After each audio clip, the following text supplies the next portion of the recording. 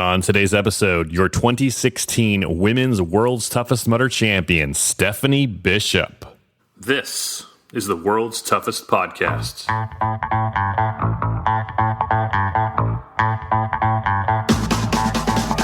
Welcome to the World's Toughest Podcast, where we talk about any obstacle course race you'd like, as long as that's World's Toughest Mudder. Each week we talk to members of the WTM community and share stories of success and failure in the single greatest event in OCR. My name is Will Hicks, and this is the World's Toughest Podcast. Welcome back to World's Toughest Podcast. My name is Will Hicks. Thank you for listening. You are listening to the number one rated obstacle course racing podcast in the world because of listeners like you. Thank you for listening and leaving reviews. I appreciate it. Today in our show, Champions Week continues. We're going to talk with Stefanie Bishop, the 2016 women's champion.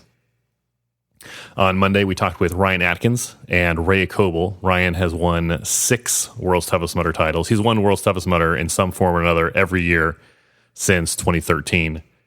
And Ray Kolbl, she has two titles. She won the last 2 years, 2017, 2018. Yesterday, we talked with Mendoza. Today is Stefanie Bishop. Tomorrow will be Trevor Psychos. Trevor won World's Toughest Mudder the same year Stefanie Bishop did, 2016.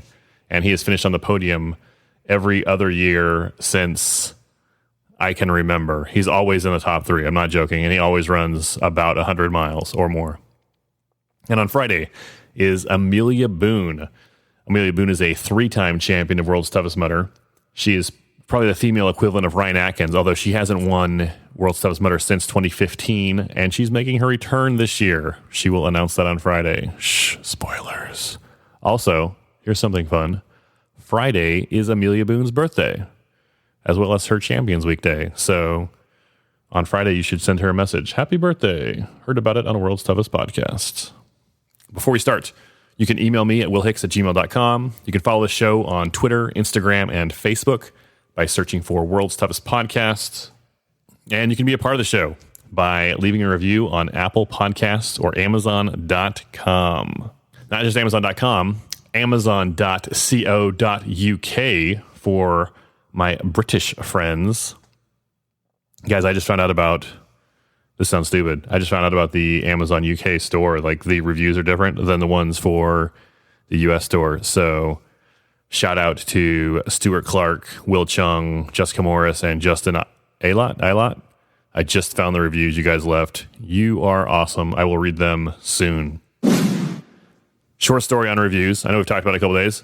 So I told you I would give away stickers if we got to 150 reviews in the US Apple Podcast Store. There's a bunch of places you can leave reviews, but in the US Apple Podcast Store, if we got to 150 by Friday, I told you that on Monday, and today's Wednesday, and we're already there. So well done. That's my new soundboard. Good job. So here's what we're going to do. On Friday, I'm going to give away 10 sets of 2 stickers randomly to anyone who's ever left a review for the podcast on Apple, on Amazon, on Stitcher. I see you, Jason Dupree, or anywhere else. If you left a review for the show, you'll be entered into one of our slots. Again, we'll give away 10 sets of 2. So, but between now and Friday, for every single review that is left between now and then, I will add 2 more stickers to the pile for one more person. So there's 30 more reviews by Friday. We'll give away 40 sets of 2 stickers, 80 stickers. So no spam though. Like, don't be stupid about it. You can leave a review on Apple, you can leave a review on Amazon, and you can leave one on Stitcher. 3 places, to a maximum of 3 entries per person. Don't go crazy with it. Don't be ridiculous. 3 would be awesome. Then we'll give some away. I have like hundreds of these things. I would love to give them away to you and see them on your gear in Atlanta. Leave us a review. Make it happen. However, no tattoos of the logo on your body. Someone asked me if I would give them stickers if they got the World's Toughest Podcast logo tattooed on their body. And that is a hard no. What if we change the logo? then you're stuck. What if the name of the show changes? What if, instead of talking about World's Toughest Mudder on World's Toughest Podcast, what if World's Toughest Podcast became a San Diego Padres show? World's Toughest Podcast. Padres. Because Padres sounds like podcast. That's why it's funny. Tattoos of the show will not get you a sticker. Honestly, though, it'll probably get you on our social media. Kim DeVos does our social media, does a great job, and she would eat that up. So, and I'd probably have you on the show as a guest just so you could explain your poor decision to my face, but no stickers. Quick follow-up from yesterday on our movie review. An anonymous listener wrote me to disagree with my OCR movie review of Mary Poppins Returns. I said it was a delightful movie, but it was a terrible OCR movie. There was no mud. There was no barbed wire. There was zero mention of Ryan Atkins or Lindsay Webster. The anonymous listener wrote me, and she said she disagrees with the movie review because think of the grip strength needed to fly while holding on to an umbrella. And, you know, that's a good point. If there's one thing we know about Mary Poppins, it's that she has ridiculous forearms. And also, her form holding that umbrella is incredible. She just locked in. Now, if we were talking about the original Mary Poppins, I could see a conversation about Bert and the mud all over his face. But, aha! That's not mud, is it? It's soot. Bert is a chimney sweep. Mud is brown, and Bert clearly has gray and black soot all over his face. So, again, I don't care how many spoonfuls of sugar it takes to make this medicine go down. I stand by my review. Mary Poppins and Mary Poppins Returns are terrible OCR movies. Before we talk with our guest, let's read some iTunes reviews. 5 stars. 5 stars. 5 stars. 5 stars. 5 stars. 5 stars. 5 stars. 5 stars. Our first review comes from Jules Noel. Jules writes, all the stars, 5 stars. Love listening to Will, Carlo, and all the hosts' guests. New episode comes out. I'm listening ASAP. Episode suggestion, interview your amazing photographer, Jack Goris, so we can learn about the man behind the camera. Thank you, Jules. You are correct. We have had Jack Goris at multiple races taking pictures for us, and he is great. He is best OCR photographer you'll ever see. You should check out his pics at theocrreport.com and on the OCR Report Instagram and World's Toughest Podcast Instagram. You might find a picture of yourself or your profile. Thank you for the kind words about Carlo. Also, I will pass them on. You can see Carlo doing social media for us at Most Toughest Mudders and at World's Toughest Mudder this November. Our next review comes from Pit Jedi, although he signs it Mike. Mike writes, first WTM, 5 stars. Will, I started listening a year and a half ago and was contemplating WTM last year, but hadn't put in any training. Last year in November, I ripped off the Band-Aid and signed up. Not to overstate the importance of this podcast, but without it, I would not have signed up at all. I would not have known how to prepare or have any level of confidence that I could do it. Thank you for everything you do. It does mean a lot. I look forward to meeting you in person at WTM and maybe Vegas if you're there. 5 stars doesn't completely do it justice. Mike. Thank you, Mike. That's the way to do it, honestly. Signing up for World's Toughest. Commit before you're ready, and then get ready. That's how I did it in 2015. That's how Mike did it in 2018. And maybe that's how you should do it in 2019. Look, we're in September. If you sign up today, you still have time to get your act together in time for Atlanta. And if you don't sign up now, you're not going to go. Like, you're not going to, you could say to yourself, well, I'm going to work out and I'll see how I'm feeling like 1st of November. No. If you don't sign up now and then work out between now and November, you won't be ready. Sign up now, put the money on the table. You're committed. Now you have to get ready. You won't win the thing. Don't even think about it. But you will finish, and you won't embarrass yourself, and you will be proud of yourself when it is all over. Do it today. Sign up. And after you sign up, sign up. Put the money, like, you're paid, you're done, you got to go. Then shoot me an email, willhicks@gmail.com, telling me you signed up, and tell me you will see me in Atlanta. willhicks@gmail. Mike, I will see you in Atlanta soon. Our last review comes from the UK. Governor. UK jokes are terrible. Sorry, Jessica Morris. From the UK, Jessica Morris writes, 5 stars. I've been listening to the podcast in preparation for my first WTM, and it has been hilarious, informative, and has kept me company on some of my longer runs. I've listened to it so much in the last week that I feel like Will Hicks is narrating my life, and I still haven't stopped laughing at Rhea's 5 stars and Christopher Mendoza. It's not so much the way she says 5 stars, it's the way she giggles after it. 5 stars. That Mendoza copies every time he does an interview with me. 5 stars. Anyway. Big love from Nottingham, UK. Thank you, Jessica. Jessica, are you running right now? Am I narrating your run? Left, right. How many of you listen on a run versus doing something else random? Driving or cleaning out your garage, walking the dog, doing the dishes. What are you doing right now? Hit me on Facebook, Instagram, or email, willhicks@gmail.com. Jessica, thank you for the kind words. I hope to see you in Atlanta also.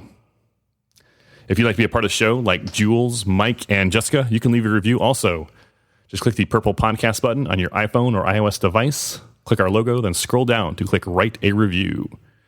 On Amazon.com or .co.uk, you can search for World's Toughest Podcast, click our logo, and scroll down to click Write a Customer Review. Stefanie Bishop is the 2016 Women's World's Toughest Mudder champion. Her 85 miles in 2016 is the second highest mileage ever run by a woman at World's Toughest Mudder. It's time to talk with Stefanie Bishop. Let's go to the phones. Stefanie Bishop, thanks for joining the show. Thank you so much for having me. Nice to talk to you again. It's been a while. Stefanie, you're very kind. You and I have been talking about 10 minutes, and I just remembered to hit the record button now. So all that good conversation, it was just for you and me. I know. I guess we can share it. We were talking about going exploring when you're running, and sometimes, trails lead you through private property, and, that fine line of, am I in a safe spot or am I not? Am I going to die? Wait, there's a road right over there. No, I'm not going to die. I'll be fine. Just a normal adventure, I guess. It's another day in the life. You've been running for a long time. Do you ever just go out and say, like, hey, I'm going to see what happens today? Yeah, sometimes I do, actually. I love doing that in new places. Sometimes I did this in Colorado. I saw a mountain that I liked. It was really far away. So I went up to the top of this one mountain, and I got to the summit, and I was like, I'm going to run over to that mountain. And I started to run, and I had no idea where I was going. I was just obviously looking straight at the mountain. I was like, I'll find a trail. And that's when I ended up on this property, and it just didn't feel right. So I kind of turned around and bailed on that. I was like, something didn't feel right. I'm like, I probably shouldn't be here. And I bailed on that mission. But yeah, sometimes I think that's important in training. is like, don't make it necessarily about training. Just make it about adventuring and just having fun. You know what? Your gut tells you I need to turn around. Every time I have gone against my gut, I regret it every single time. I don't know if I always regret it. I guess it goes, scenario to scenario. It varies, in a race situation like adventure racing, because you're going by a map and compass. So you're not necessarily following a trail. I just did an adventure race in Canada.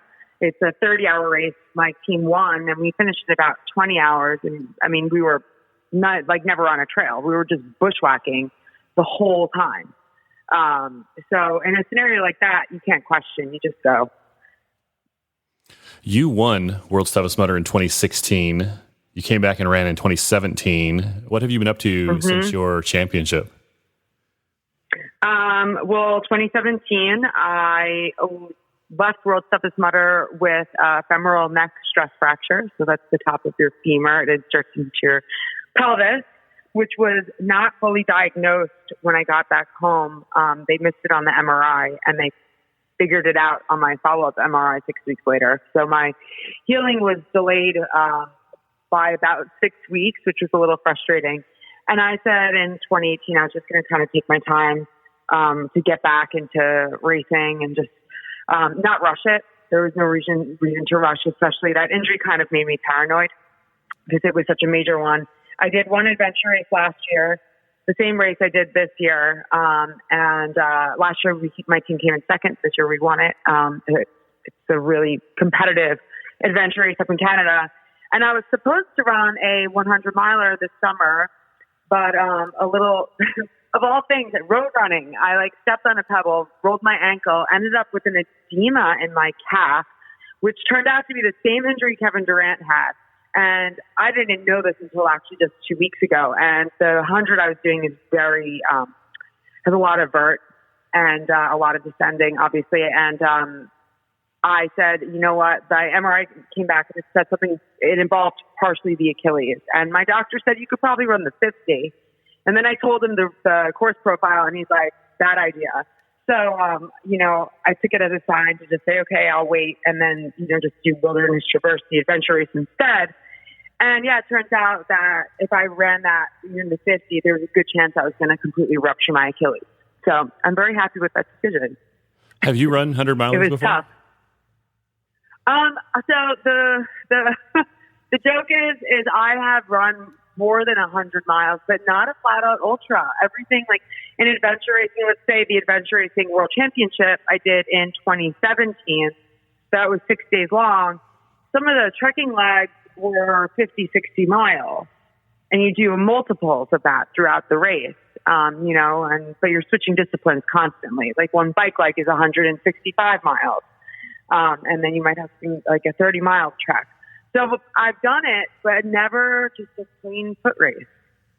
Kind of after World's Toughest, that's the thing a lot of people go to is so what's the next boundary to push myself? A 50 mile or a 100 mile, or a strict, Western States kind of race, those long ultras. I see Western States does not appeal to me. It's too fast of a course. I'm not a fast person. I'm a slow grinder.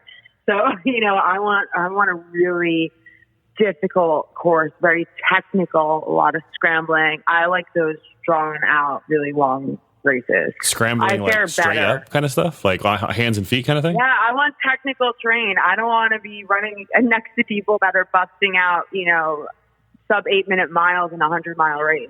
I'll pass on that. I'm more into this is a 100-mile race, but you're going to climb, triple the vert that you would at Western States. That's way more my speed. Way more my in the Tough Mudder community, we know you for your win at World's Toughest, but you're real active in that adventure racing community you keep talking about. Tell me a little more about adventure racing. Yeah, well, right now, Eco Challenge is going on, and Ryan and Rhea and so many other OCR athletes are out there doing it. I am not there, obviously, which is why I'm talking to you.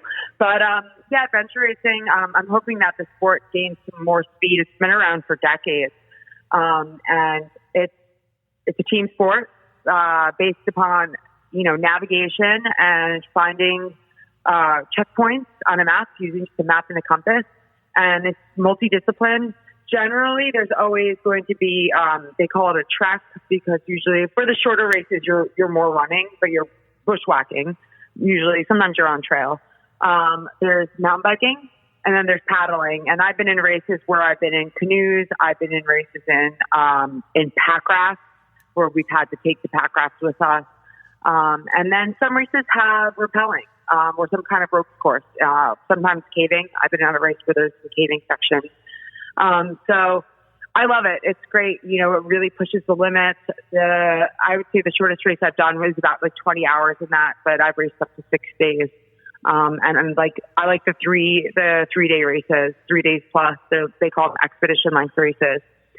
They're fun. They're great. It's a really fun way to see a place, and go to really remote locations and some of the most beautiful places in the world. Are the races typically categorized by the time it takes to finish it, or the distance you have to travel? So, well, it's your navigator's choice for how you're going to get to a checkpoint. Certain, they'll map out, you cannot use this highway or something. They'll tell you, like blackout zones where you're not allowed to go. But it's based upon which team clears the course in the fastest amount of time. So clearing the course is getting every single checkpoint. Some usually it's done numerically. Like you have to make the checkpoints in order. But some of the races you might hit a certain trekking section, and it's built more like an orienteering course, so you can nab the checkpoints however in whatever order you choose. So there's a lot of strategy involved. The race I just did in Canada, I'm actually writing a blog. I was writing it right before we got on the phone about it. Is that we were behind coming into the first trekking section after the paddle, because we knew we were on a strong paddling team. And then we got lost on the first trekking section because we decided to not trust the bearing of the compass, and we went on like an old logging road. And we fell behind about 45 minutes, which you think, okay, it's 45 minutes. But in a short race like that, and yes, that is a short race, that is a lot of time. But we managed to build up, I think it was we finished with an hour and a half lead or something, because we just nailed our navigation. We didn't go off the bearing. We were going in and out of all these lakes, and we just said we're staying in the exact direction and where we need to go. You have to trust it, and you just have to go through whatever. I came home looking like I was attacked by lions, because the brush that we were going through was covered in, thorns and just really thick and difficult to work your way through. But you have to do it. That's the fun of it. Is there any crossover in skills? Is there anything you learned from adventure racing that's helped you at World's Toughest? I think in general, you learn a lot in adventure racing because, it's just you and your team. Sometimes you are in really remote areas. You might run out of food. You might, be in the desert. So you have to plan out how much water you need, things like that. It's a lot more. So I say it's so nice being at World's Toughest Mudder, and every 5 miles you're coming back into the pit. And if you have a major problem, you can address it. I was out at Worlds 2 years ago, and my team was with 2 other teams who were all riding together on that huge leg is about 165 miles on the bike. And some of the cyclists crashed into each other. They were just talking, not paying attention, and we had a crash, and it was a bad crash. And one guy had to get evacuated. Medical had to come in and get him. He had a concussion. So, it's a little bit different. It does teach you to take care of yourself, and it teaches you, I think, to really be in tune with your body, and figure out things like nutrition and hydration, and also learn how to break through any difficulties, if your stomach goes, because that happens on maybe day 4. You're sick and tired, you can't eat, but you have to figure out how am I going to get calories into my body. So it does teach you a lot, and it definitely translates well into World's Toughest Mudder, no doubt. You are the last World's Toughest Mudder champion not named Rhea Kolbl. What are your plans for World's Toughest this year? Well, I don't think I'm going. I would go. I was thinking about it. Right now, I'm starting my race schedule pretty early next year. And there's a race on my calendar that I've been trying to get to for the past 3 years. And due to injury, I couldn't go. So I think I'm saving myself for that race because I'm been itching to do this race. I won't say what race it is yet, but you have to plan. You kind of have to plan ahead. I think it's hard because I love the format of World's Toughest Mudder. I love the community. It's just such a unique race. If it's 30 degrees out, I'm going to be honest. Like last year, I was like, I'm really not super jealous. I don't really have FOMO.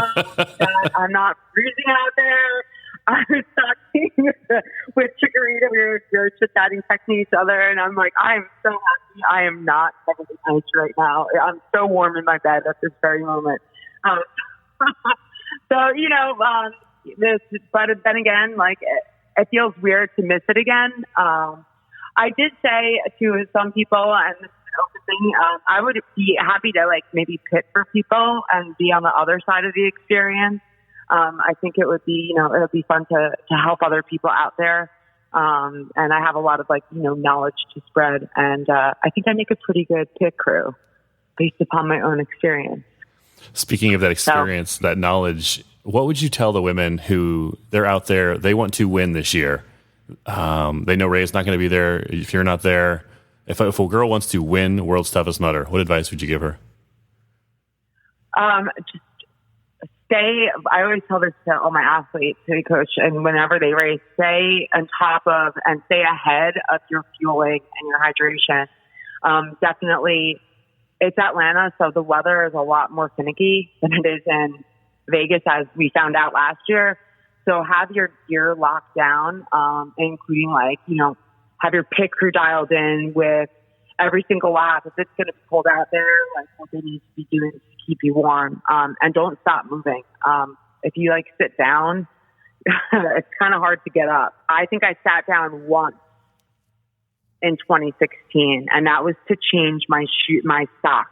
I sat down twice because my crew made me change my socks twice, pretty much.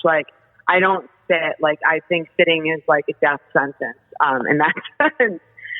So if you want to win, you just have to keep moving. That's it. Just be smart. Pace yourself. 24 hours is a long time, and a lot happens. The race doesn't even get started until maybe 16, 18 hours in, really. So that's a long time. People say that the race doesn't start till midnight. The race doesn't start for 16 hours.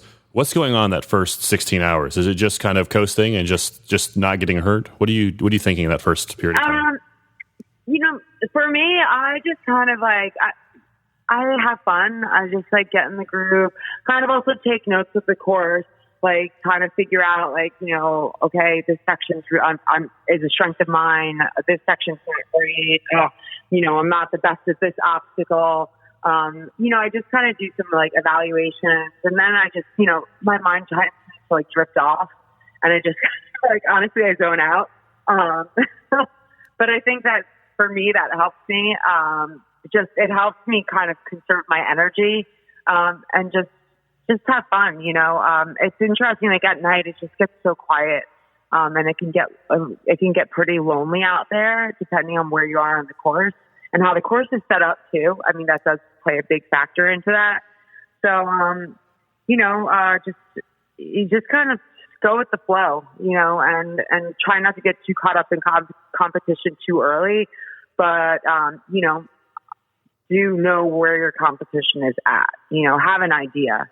But, like I said, if you're 16 hours into something, the next 8 hours, that's a lot can change in 8 hours. What advice would you give somebody who's running it for the first time? Maybe they're really nervous. They think they might die. First timer advice. First timer advice. Same thing as I would tell everybody else, with nutrition here. Again, the weather, being comfortable is the most important thing, because if you hypothermia, I've had hypothermia a few times. It's not fun. It's very difficult to get back from hypothermia. And it can be very dangerous too, actually. As I found out, a tough guy when I DNF'd, a tough guy with hypothermia, they wouldn't let me go out. My friend's the head marshal, and he's like, "You're not allowed back out on the course." Have your gear locked in and don't just like go out and test it. Like go find something, like wherever you live. Like when I was testing my gear in 2016, I was in Colorado and I would like go 5 o'clock in the morning, jump in the river in my wetsuit, like, and run to the playground and just like mess around on the playground. Like just, work through your gear and have multiple options. And make sure you get a really, really, really good jacket, like just a warm, especially if it's going to be cold, because that's a lifesaver. A jacket for running or for in the pit between laps? For like over the wetsuit, always. You need that protection to keep yourself from getting more further. Like it's that wind. The wetsuit's great. It's warm when you're in the water, but when you're out of the water and you're sopping wet in it, it's just like sucks all the heat right out of you. Stefanie, I didn't realize you ran Tough Guy. Yeah, DNF Tough Guy. I went all the way to England to get hypothermia. I did, yeah, in 2015. It was 2015. I think it was 2015. Yeah, it was. It's unbelievable. It's a really, really great race. It was so cold. I made it through just before the underwater tunnel. I was like maybe a third of the way through the killing fields, which is like the bulk of the obstacles, and I was just like. People just like picked me up and like threw me out of the water. Like I was just like a dead fish. It was, I got owned by that course. I mean, by the water, I underestimated it. Stefanie, do you have any sponsors or anything you'd like to plug? Well, sure. Yeah. I would, I have something, but I can't plug one thing because but I'll make an announcement about that soon. I would love to plug that, but the contract's not signed yet. But I am doing some stuff with a really great company called the Feel Good Labs. They make sport recovery lotions. It's all natural, really good stuff like turmeric, arnica, things like that. They launched, not too long ago, a few years ago, and they are a great company. And if you're in New York City, there's a place I go to called Recover. And anybody who's in New York or visiting New York, this is like the ultimate recovery studio. I do like ice compression, regular compression. They have sleep therapies where you can get, it's called Newcom. And in 30 minutes, you can get 2 to 3 hours of restorative sleep. It's unbelievable. And then my favorite machine is the CVAC, which is like a very like an altitude chamber. And that has actually helped me recover faster from my injuries because it's reduced the inflammation in my body. It's unbelievable. I love the CVAC. There's only 50 of them, I think, in the whole country. And it's so great. What it does is it will take you at all different altitudes. I'm on the highest level in there now. So, for example, one of the programs, I'll work my way up to, it'll be like 22,000 feet. And then in like a second, it'll put me back down to 2,000 feet. And it's a lot more effective than, let's say, like, sleeping in a chamber. And it just, you spend a lot less time in there. I love it. I mean, I have asthma, and it's also even helped reduce my asthma symptoms significantly. So those guys are the best. I mean, I'm one of these people who I just, I have to recover. I always say, recover harder than you train. So that's why I'm aligning myself, with brands that I believe in. I believe in their products and what they do. You can't train hard if your body's not feeling good, when you wake up in the morning. So do you do a hard workout and then you just go straight to recover and kind of flush everything out of you? Sometimes, sometimes I do. Sometimes I just like pop in if I'm like, I'm just feeling like some days if I just feel like a little worn down, I pop in there. But when I do mountain training, if I'm going north of New York City, I pass through Recover. I just, pass through my way home. And I usually do like compression, and I hop in the CVAC too. It's great. They also have like infrared saunas, things like that. And honestly, like I had some big days earlier this year where I was doing like climbing 8,000 feet in like a 16-mile run. And I would pop into Recover on my way home. And honestly, the next day, it felt like I did nothing. Like it was amazing. So it pays to recover well. Stefanie, how can people follow you on social media? They can follow me. So I'd say I'm most active on Instagram, definitely. And that is Steph Adventures, and it's Steph with an F. But I'm definitely most active on Instagram. I need to update my website. I do have a website, StefanieBishop.com, but there will be an update in like the next day or two with the blog about the adventure race, but I apologize. I haven't updated it in a while. And I am working on the back end of some video content for YouTube. So, but I'll post everything to Instagram. That's where you'll find all of like my updates. It's linked to a page on Facebook. So you can like contact me either or. It doesn't matter, or via my website if you have a question or anything. And yeah, that's about that. Stefanie, last thoughts on World's Toughest Mudder? I'm really curious to see what the course is going to be like, because they said they're bringing back some fun obstacles, and like, is it going to be 30 degrees out, or is it going to be like a balmy 55 out? And how like that's going to change the competition drastically. So it will certainly be interesting, and maybe you'll see me down there again. I don't think I'm going to race it. It wasn't in my schedule. Also, from a budget standpoint, I've like budgeted out next year already. So like I don't have room in my budget for this race. But I don't think it will change, but maybe I'll be down there pitting. That would be fun though. But yeah, I want to see who's going to be out there. I'm pretty sure Trevor's going to race. I don't know if Kris Mendoza is going to race or not. I know Trevor said, whoa, what was that? Christopher Mendoza. Oh my God. I got a new soundboard, and it's pretty cool. No, that is pretty cool.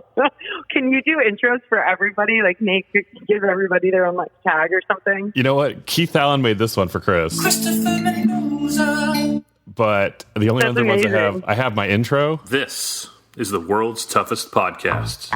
I have 5 stars. 5 stars. 5 stars. 5 star. And then I have like the defaults from the factory still, like applause, scary. And Ooh, I like the scary one. say again? I like the scary one. That's like, the scary one works when like when you're leaving World's Toughest Mudder and TSA is going to your gearbox. The Atlanta airport is the worst airport I've ever flown through in my life. I hate it so much. It's mayhem. I don't know what's worse. Atlanta, LAX can be pretty bad too. Yeah, any airport where when you go through security, if they already have those giant gray tubs and everything, like there's a certain size of these special gray tubs, like every TSA has gray tubs, but there's these giant ones where every single thing has to fit in the gray tub, and I don't like that anyway. Also, if someone says something romantic, I have a harp. Ooh. Oh, that's so nice. Anyway, so yeah, I don't know what I'm going to do with these yet, but they're an option now. I like it. I think it's good. Sound effects, always a big fan. Anyway, I kind of interrupted your last thoughts. I can give you another chance for last thoughts there, or if you want, we can just that's say it, goodbye. really. I'm just curious to see who's going to throw down this year, who's going to be the, maybe there's multiple people who show up and we've never heard of them, and they're going to go out there and crush it. So, and it just in general, I just Tough Mudder has changed a little bit this year, and I just would like to see how the race, what's going to happen at the race, like what obstacles are they going to do, and just, it's an experience every single year. There's always a good story, not necessarily within the competition aspect of it. There's always like just a really good story in the community. So there's always something. Stefanie Bishop, thanks And much. that's about it. Thank you very much, Will Hicks. Special thanks to Steph Bishop for appearing in this episode. Well done, Stefanie. Come back anytime. Good luck on your next adventure race. Hope to see you in Atlanta. Don't forget to leave a review for the podcast wherever you listen to podcasts. Stitcher is a good place. Apple Podcasts is a good place. Amazon is a good place. And if you leave those 3 reviews, every review from here through Friday gets someone else a pair of stickers. So Help out your fellow mudder. Tomorrow is Trevor Psychos, and then Friday, Amelia Boone. Very excited. I'll talk with you soon. Go spend time with someone you love.